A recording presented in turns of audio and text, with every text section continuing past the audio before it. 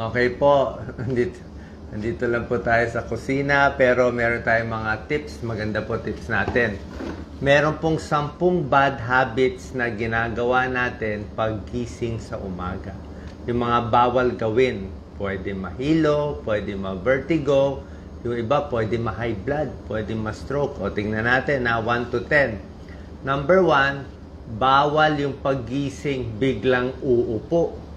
Okay? Yung biglang upo, biglang tayo, delikado. Kasi syempre, buong gabi ka nakahiga, naalimpungatan ka, pag upo mo, pwede ka ma-vertigo. Meron mga crystals yan sa loob ng tenga natin. Pag naggalaw yan bigla, iikot yan. Ako, pag naramdaman niya yung vertigo. Tapos, mula sa upo, delikado rin yung biglang tayo, lalo na sa senior. Kasi sa mga senior, ang mga ugat natin matigas na yung mga artery. So, pag tayo, magkukulang ng dugo paakyat sa utak. Medyo parang maiiwan yung dugo eh. Kasi usually pag bata ka pa, maganda pa yung artery natin eh, nagko-contract. Pag tayo nagko-contract, tuloy-tuloy ang blood supply sa utak. Pero pansin nyo yan, yung biglang tayo, minsan nandidilim eh. So, magdidilim, pwede bumagsak ang blood pressure, delikado. So, ang tip natin, do not sit up immediately, do not stand immediately, dahan-dahan lang. Upo muna 1 minute, sipa-sipa paa, okay, bago tatayo.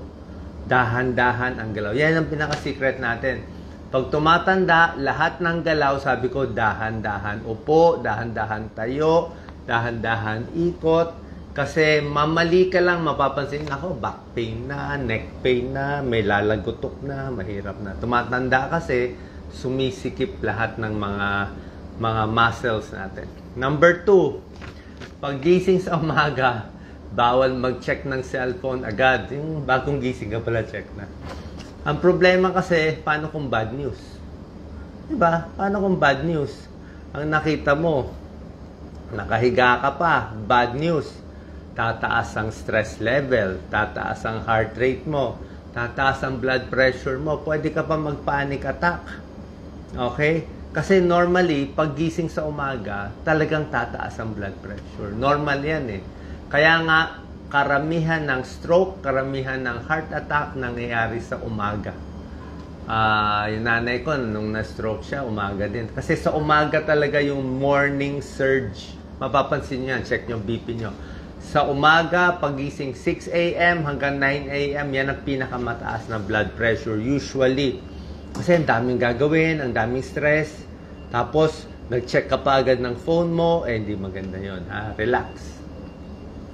Upo muna, pag nakadahan-dahan na, tsaka mo na i-check. Number 3, hindi umiinom ng tubig sa umaga. Naku, bad habit yan.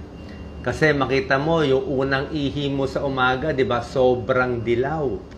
Mapanghi, madilaw. Kasi nga, buong gabi, dehydrated ka. Kulang ka sa tubig. Pag kulang ka sa tubig, lalo na sa umaga, pwede magka-urinary tract infection, pwede magka-kidney stones, yung mga toxins sa dugo, hindi maaalis. Tsaka pag maraming tubig, good for heart and brain circulation. Sabi ko, gano'ng karaming tubig? Isang araw, mga 8 hanggang 10 basong tubig, or pwedeng fluid in a day. Hindi naman kailangan talaga tubig yung 8 baso. Pwede 6 na baso yung tubig, 2 baso yung juice, o isang kape, isang juice, o yung isang baso, baka isang tasa ng sabaw, o tubig na rin yun. 8 to 10 glasses. Sa umaga, usually, dapat 1 baso, 2 baso agad. Kailangan natin yan para maalis yung mga dumi sa buong gabi.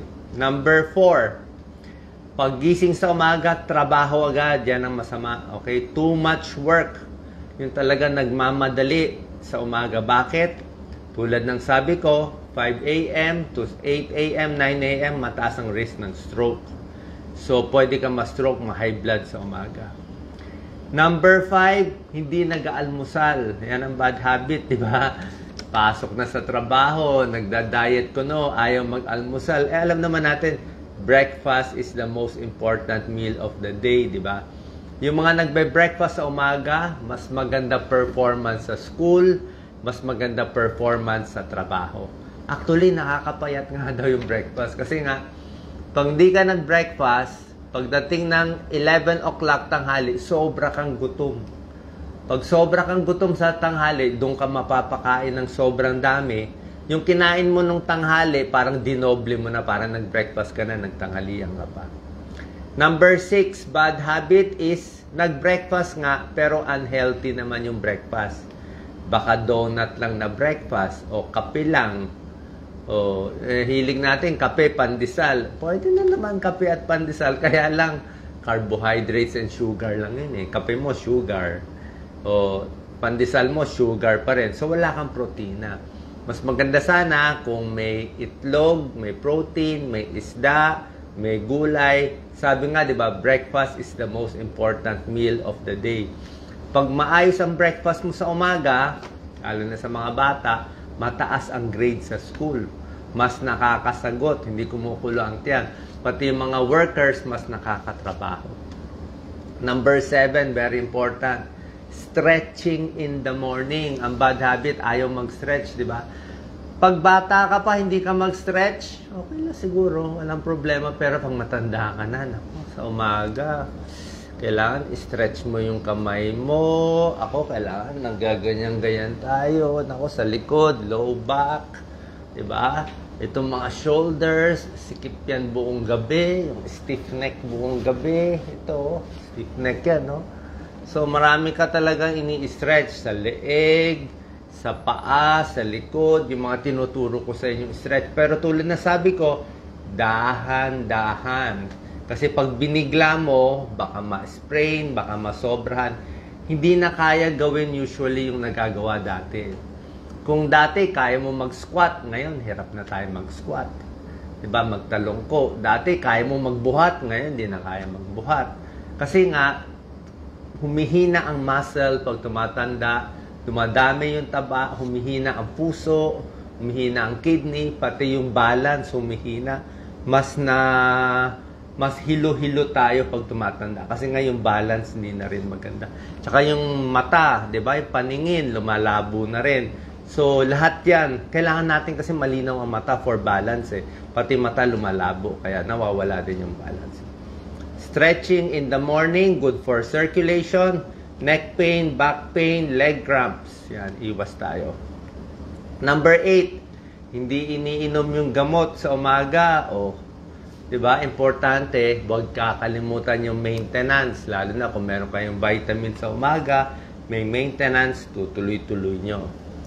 Number 9, bad habit, hindi naghihilamos. Hindi nagtutoothbrush. Syempre, kailangan maghilamos mag-toothbrush. Pimples, infection, wrinkles, toothbrush, bad breath, tooth decay, di ba? So, kailangan yan. Hygiene yan. Number 10, bad habit, tulog ng tulog. Ayaw nang gumising, di ba? Meron po kasi tayong circadian rhythm yung katawan natin. Yung katawan natin, alam niya kailan gigising, alam niya kailan matutulog.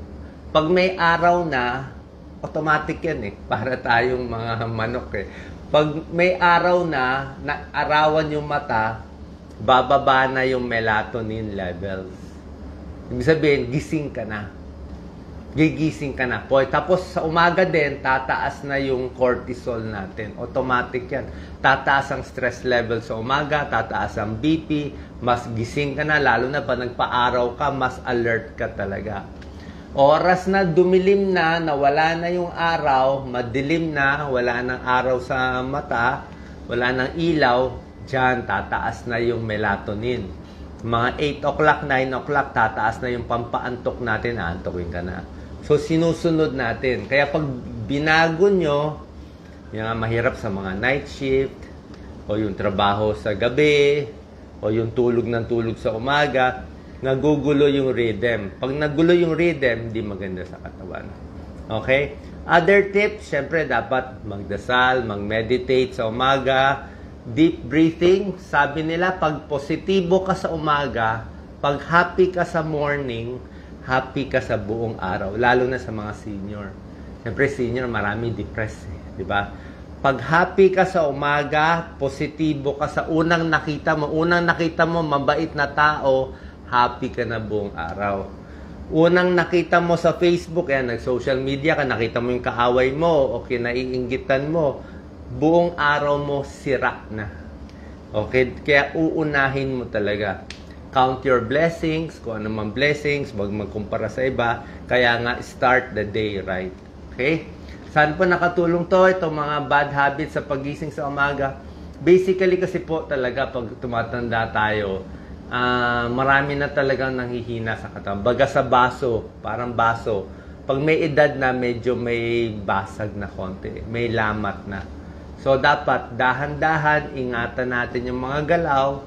Just in case, nagpulot tayo ng yumuko masyado, na sprain, konti lang ang damage. Let's say na tapilok tayo, kung nagdadahan-dahan tayo, at least hindi agad malala kasi dinahan-dahan mo. So sa lahat ng, kahit sa pagkain, 'di ba? Pag matanda na, dahan-dahan, mahirap na lumunok. 'Di ba? Dry mouth na 'yan 'di ba? Madalas na mabulunan. Kaya ngayon mga pag-upo, pagtayo, start slowly. Pag nakaarangkada ka na sa hapon, okay ka na. Tsaka ka na maglakad-lakad, tsaka ka na mag-exercise. Walking is the best exercise. So, simpleng tip lang, pero makakaiwas tayo sa maraming sakit at stroke at iba pa. Share po natin sa ating kababayan, kahit senior o hindi pa senior. God bless po.